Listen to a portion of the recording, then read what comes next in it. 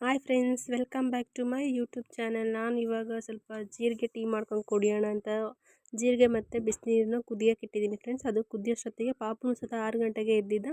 Pampers ಎಲ್ಲ change ಮಾಡಿ ಸ್ವಲ್ಪ ಹೊತ್ತು ಅದೇ ಥರ ಬಿಟ್ಟಿದ್ದೀನಿ. ಬೆಳಗ್ಗೆನೇ ಒಂದು ಮಾವಿನ ಹಣ್ಣು ತಿನ್ನೋಕೆ ಸ್ಟಾರ್ಟ್ ಮಾಡ್ಕೊಂಬಿಟ್ಟಿದ್ದಾನೆ. ಟೈಮು ಆಲ್ರೆಡಿ 6:30 ಆಯಿತು. ಅಷ್ಟೊತ್ತಿಗೆ ನಾನು ಇವಾಗ 7 ಗಂಟೆ ಆಯಿತು ಫ್ರೆಂಡ್ಸ್. ಸ್ವಲ್ಪ ಹೊತ್ತು ಪಾಪು ಜೊತೆಗೆ ಆಟ ಆಡಿದೆ. ಆದಮೇಲೆ ಪಾತ್ರೆ ತೊಳೆಯೋದಿತ್ತು, ತೊಳೆದ್ರಾಯ್ತು ಅಂತ ಫಸ್ಟು ಜೀರಿಗೆ ಟೀನ ಕುಡಿತಾ ಇದ್ದೀನಿ. ಸ್ವಲ್ಪ ವೆಯ್ಟ್ ಲಾಸ್ ಮಾಡಬೇಕು ಅಂತ ಅನ್ನಿಸ್ತಾ ಇದೆ ಫ್ರೆಂಡ್ಸ್. ಹಂಗೆ ಬಾಡಿ ಎಲ್ಲ ಫುಲ್ಲು ಭಾರ ಬರೋ ಥರ ಫೀಲ್ ಇದೆ. ಹಾಗಾಗಿ ವೆಯ್ಟ್ ಲಾಸ್ ಮಾಡೋಣ ಅಂತ ಸ್ವಲ್ಪ ಜೀರಿಗೆ ನೀರು, ಅದಕ್ಕೆ ಸ್ವಲ್ಪ ಲೆಮನ್ ಹಾಕ್ಕೊಂಡು ಕುಡಿತಾ ಇದ್ದೀನಿ.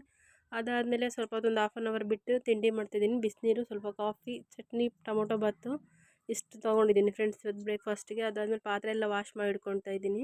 ಸಿಕ್ಕಾಪಟ್ಟೆ ಪಾತ್ರೆ ಬಿದ್ದಿತ್ತು. ಬೆಳಗ್ಗೆ ಟಿಫನ್ ಎಲ್ಲ ಮಾಡಿಕೊಟ್ಟಿದ್ದೆ ನಮ್ಮ ಮನೆಯವರಿಗೆ. ಬೆಳಗ್ಗೆ 5 ಗಂಟೆಗೆ ಎದ್ದು ಅದೆಲ್ಲ ಕ್ಲೀನ್ ಮಾಡಿ ಎತ್ತಿಟ್ಕೊಳ್ತಿದ್ದೀನಿ ಫ್ರೆಂಡ್ಸ್. ಆಮೇಲೆ ಸಡನ್ಲಿ ಊರಿಗೆ ಹೋಗಬೇಕು ಅಂತ ಪ್ಲ್ಯಾನ್ ಆಯಿತು. ಆಮೇಲೆ ಬಟ್ಟೆ ಎಲ್ಲ ತೊಳೆದಾಕ್ತಿದ್ದೀನಿ.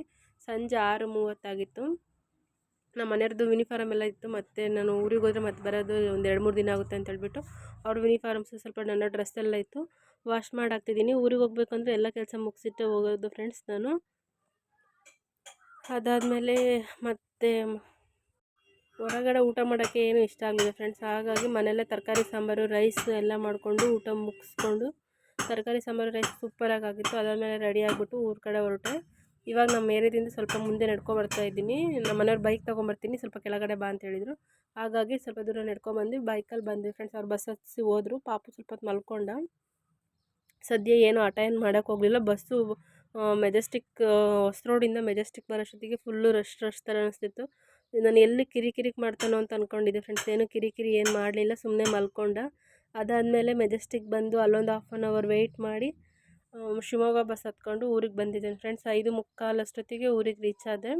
ಇವಾಗ ಸ್ವಲ್ಪ ಬಸ್ ಹೊರಡೋದು ಲೇಟ್ ಆಗಿತ್ತು, ಮತ್ತು ಊರ ಕಡೆಗೆ ಹೋಗೋ ಬಸ್ಸು ಹೊರಡೋದು ಲೇಟ್ ಇತ್ತಲ್ಲ, ಹಂಗಾಗಿ ಸ್ವಲ್ಪ ಮನೆಗೆ ಬೇಕ್ರಿ ಐಟಮ್ಸ್ ತೊಗೊಂಡು ಹೋಗೋಣ ಅಂತ ವೆಯ್ಟ್ ಮಾಡ್ತಾಯಿದ್ದೆ. ಅದಾದಮೇಲೆ ನಾನು ಊರಿಗೆ ನಾನು ಫೋನ್ ಮಾಡಿದೆ. ಅಷ್ಟು ಗೇಟಿನ ಸ್ವಲ್ಪ ನಡ್ಕೊಬರ್ಬೇಕು. ಅಷ್ಟು ನಮ್ಮ ಅಕ್ಕಂಗೆ ಫೋನ್ ಮಾಡಿದೆ ಫ್ರೆಂಡ್ಸ್. ಅವಳು ಕರ್ಕೊಬಂದು ಎಕ್ಸೆಲ್ ತೊಗೊಂಬಂದ್ಲು ಕರ್ಕೊಂಡು ಹೋಗೋಣ ಅಂತ.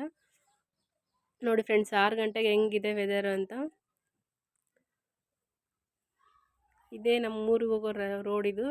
ರೋಡ್ ಸತ ಎಲ್ಲ ಖಾಲಿ ಖಾಲಿಯಾಗಿ ಸೂಪರಾಗಿತ್ತು. ಮನೆಗೆ ಬಂದಿದ ತಕ್ಷಣ ಎಲ್ಲ ನಮ್ಮ ಅಜ್ಜ, ನಮ್ಮ ತಂಗಿಯವರೆಲ್ಲ, ಅವ್ರಿಗೆ ನಾನು ಬರ್ತೀನಿ ಅಂತಲೇ ಫಸ್ಟ್ ಆಫ್ ಆಲ್ ಗೊತ್ತಿರಲಿಲ್ಲ. ನಾನು ಸಡನ್ಲಿ ಬಂದೆ. ನಮ್ಮ ಅಕ್ಕಂಗೆ ಮಾತ್ರ ಅದು ಊರಿಗೆ ಬಂದಮೇಲೆ ಗೇಟಿಗೆ ನಡ್ಕೊಂಬರೋರು ಯಾರು ಅಂತ ಕಾಲ್ ಮಾಡಿದೆ.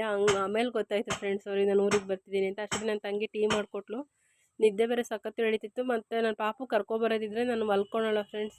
ಬಸ್ಸಲ್ಲೆಲ್ಲ ನಿದ್ದೆ ಬರೋಲ್ಲ ನನಗೆ ಮಲ್ಕೊಳ್ಳೋಕ್ಕೆ.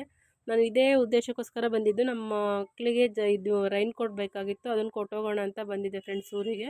ಪಾಪ ಮಳೆ ಬರ್ತಾಯಿದೆ ಇಲ್ಲಿ ಜಾಸ್ತಿ, ಮತ್ತು ಸ್ಕೂಲಿಗೆ ಛತ್ರಿ ಎಲ್ಲ ಹಿಡ್ಕೊಂಡು ಬ್ಯಾಗೆಲ್ಲ ಹಿಡ್ಕೊಂಡು ಹೋಗೋಕ್ಕಾಗಲ್ಲ ಮಕ್ಕಳಿಗೆ. ಸ್ಕೂಲ್ ಸ್ವಲ್ಪ ದೂರ ಇದೆ ಹಂಗಾಗಿ. ಅದಾದಮೇಲೆ ಸಂಜೆ ನಾವು ಎಗ್ ರೈಸ್ ಮಾಡ್ಕೊಂಡಿದ್ವಿ ಫ್ರೆಂಡ್ಸ್. ಎಗ್ ರೈಸ್ ನಮ್ಮ ಜೀವ ಬಂದಿದ ತಕ್ಷಣ ಹೇಳಿದ್ದ, ಫೋನಲ್ಲೇ ಹೇಳಿದ್ದ ಎಗ್ ರೈಸ್ ಮಾಡಬೇಕು ಅಂತ. ಹಂಗಾಗಿ ನಾನು ಬಂದಿದ್ದ ಸಂಜೆನೇ ಎಗ್ ರೈಸ್ ಮಾಡಿಕೊಂಡು ತಿಂತಾಯಿದ್ದೀವಿ.